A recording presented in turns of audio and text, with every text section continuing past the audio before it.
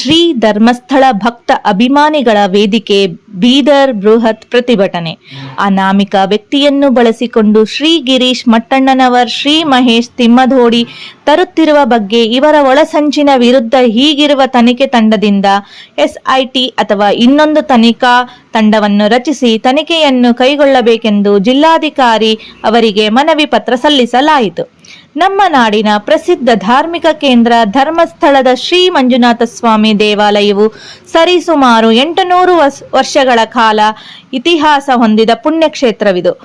ಈಗಿನ ಧರ್ಮಾಧಿಕಾರಿಗಳಾದ ಡಾಕ್ಟರ್ ವೀರೇಂದ್ರ ಹೆಗಡೆಯವರು ಕ್ಷೇತ್ರದ 21ನೇ ಧರ್ಮಾಧಿಕಾರಿಗಳಾಗಿರುತ್ತಾರೆ. ಶ್ರೀ ಕ್ಷೇತ್ರದ ಮಂಜುನಾಥ ಸ್ವಾಮಿಯು ಪ್ರತಿನಿಧಿಯು ಹೌದು. ಡಾಕ್ಟರ್ ವೀರೇಂದ್ರ ಹೆಗಡೆಯವರು ನೇತೃತ್ವದಲ್ಲಿ ಅನೇಕ ಸಾಮಾಜಿಕ ಧಾರ್ಮಿಕ ಕಾರ್ಯಕ್ರಮಗಳು ನಡೆಯುತ್ತಲೇ ಬರುತ್ತಿವೆ. ಈ ಕ್ಷೇತ್ರದ ಪ್ರತಿದಿನ 50ರಿಂದ 1 ಲಕ್ಷವರೆಗೆ ಜನ ದರ್ಶನಾರ್ಥಿಗಳಾಗಿ ಬಂದು ಸ್ವಾಮಿಯ ದರ್ಶನ ಪಡೆದು ಅನ್ನಪ್ರಸಾದ ಸೇವಿಸಿ ಕೃತಾರ್ಥರನಾಗಿ ಇರುತ್ತಾರೆ. ಅಲ್ಲದೆ ಸ್ವಾಮಿ ದೇವಾಲಯ ಹಿಂದೂಗಳ ಪವಿತ್ರ ಕೇಂದ್ರವಾಗಿದೆ. ಯಾವುದೇ ಜಾತಿ ಧರ್ಮ ಭೇದವಿಲ್ಲದೆ ಎಲ್ಲವರನ್ನೂ ಸಮಾನವಾಗಿ ಕಾಣುವ ಪುಣ್ಯಕ್ಷೇತ್ರ ಇದಾಗಿರುತ್ತದೆ. ಅದಕ್ಕಾಗಿ ಈಗಿನ ಆಡಳಿತ ಕಾಂಗ್ರೆಸ್ ಸರ್ಕಾರ ಧರ್ಮದ್ರೋಹಿ ವಿರುದ್ಧ ಕ್ರಮ ಕೈಗೊಳ್ಳಲೇಬೇಕು. ಈ ಅನ್ಯಾಯ ನಿಲ್ಲಿಸದೆ ಹೋದರೆ ಮುಂದೆ ಬಹುದೊಡ್ಡ ಹೋರಾಟ ನಡೆಸಲಾಗುವುದು ಎಂದು ಎಚ್ಚರಿಸಿದರು.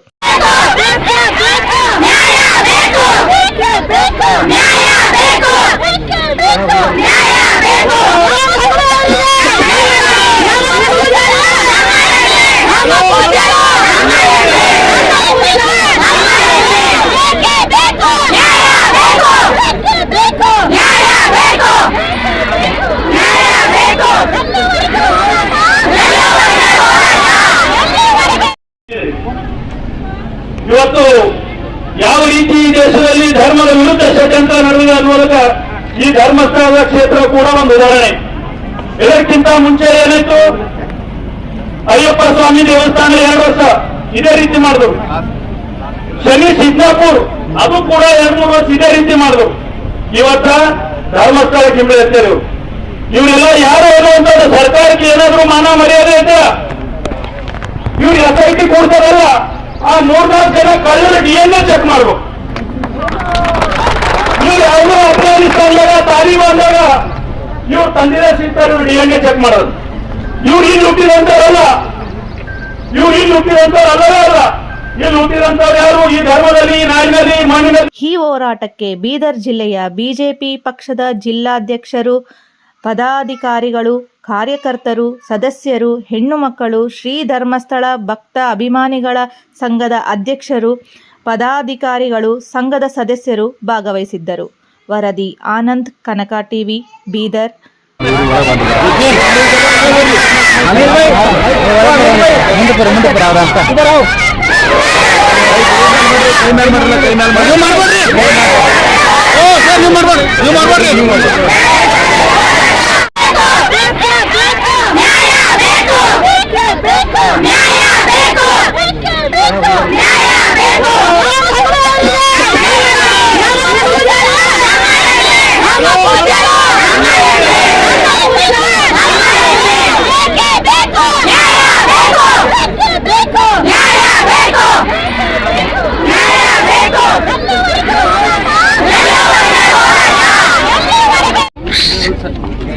ಎಲ್ಲರೂ ಒಬ್ಬರಿಗೆ ಅವರು ಅಡ್ಡಲ್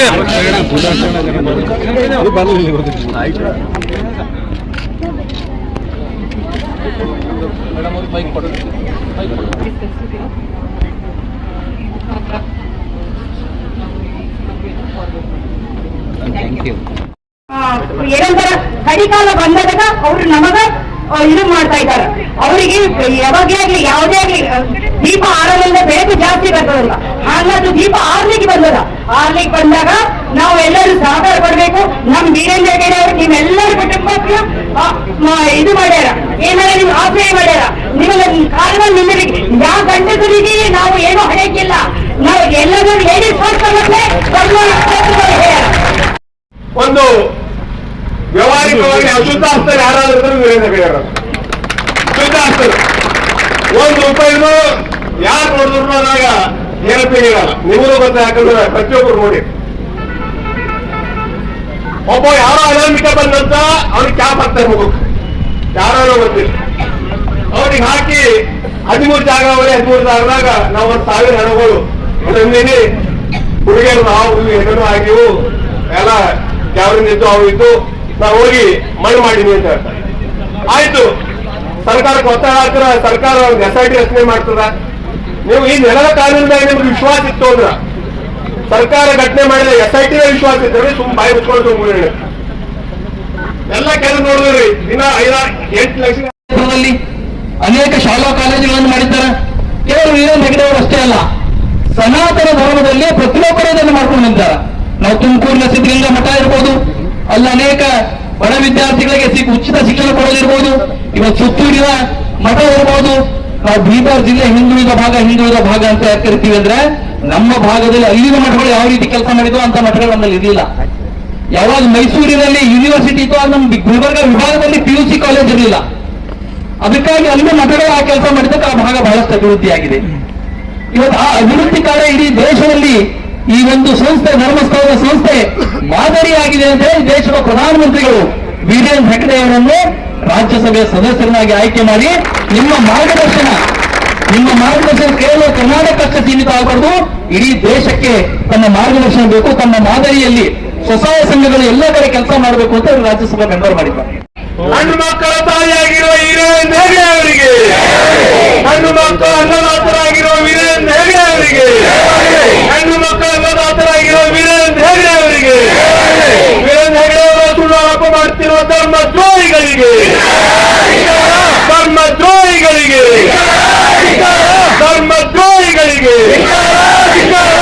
ಬೇಕೇ ಬೇಕು. ಎಲ್ಲಿವರೆಗೆ ಹೋರಾಟ, ಯಾತಕ್ಕಾಗಿ ಹೋರಾಟ, ಯಾತಕ್ಕಾಗಿ ಹೋರಾಟ, ಎಲ್ಲಿವರೆಗೆ ಹೋರಾಟ.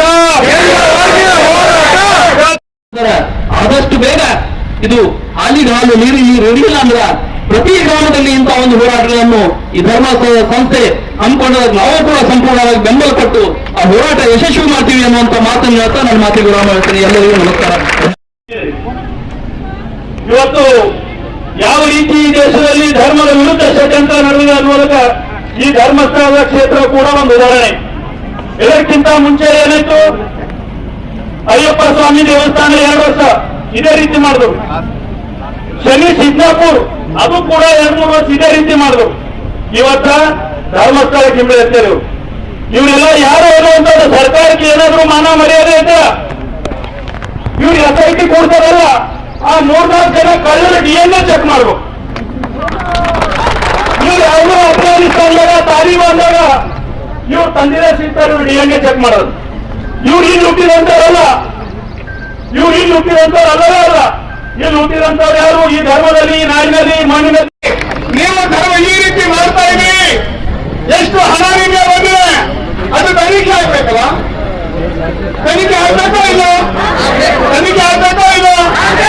ಯಾರು ಹಿಂದೆ ಇದ್ದಾರೆ? ಯಾರು ಕಮ್ಯುನಿಸ್ಟರು?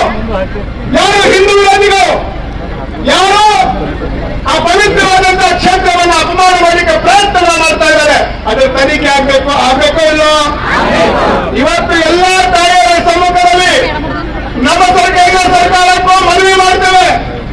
ಈ ಧರ್ಮಸ್ಥಳದ ಹಿಂದೆ ಇರುವಂತಹ ಷಡ್ಯಂತ್ರವನ್ನು ಬಯಲು ಮಾಡಬೇಕಂತಿದ್ರೆ NIA ತನಿಖೆ ಮಾಡಬೇಕು. ನ್ಯಾಷನಲ್ ಇನ್ವೆಸ್ಟಿಗೇಷನ್ ಏಜೆನ್ಸಿಯನ್ನು ಹಿಂದೆ ಹಾಕಬೇಕು. ಅವಾಗ ಮಾತ್ರ ಸತ್ಯ ಬಯಲಾಗುತ್ತೆ.